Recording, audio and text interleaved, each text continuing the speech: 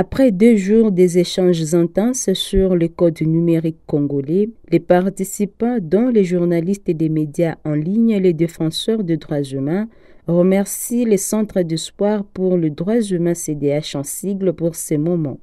Ils l'ont dit à la clôture de ces assises, mercredi 18 décembre 2024. Pendant ces 2 jours, ils ont été outillés sur les notions essentielles des droits de l'homme et le code numérique congolais.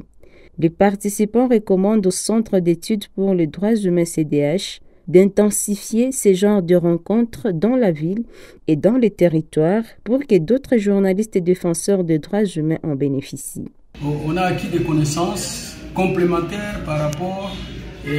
à celles qu'on avait de manière superficielle. Donc on a exploité la loi sur la gestion de l'information en ligne, sur le numérique, mais également la loi congolaise par rapport au dérapage des acteurs dans la communication, dans la divulgation de l'information. En tout cas, moi personnellement, je suis intéressé par la thématique et je pense que je vais m'en approprier et puis je vais procéder même au partage des connaissances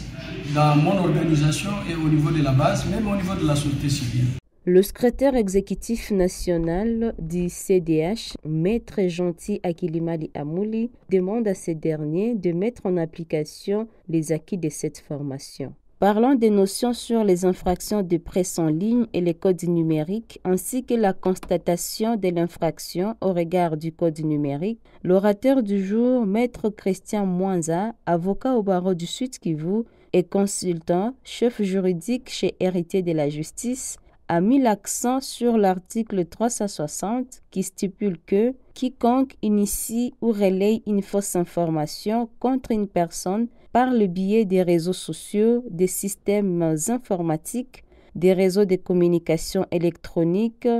ou toute autre forme de support électronique est puni d'une servitude pénale d'1 à 6 mois et d'une amende de 500 000 à 1 million de francs congolais ou de l'une de ces peines seulement. Ces assises se sont tenues dans le cadre du projet qu'exécute les centres d'espoir pour les droits humains CDH avec l'appui financier de Civicus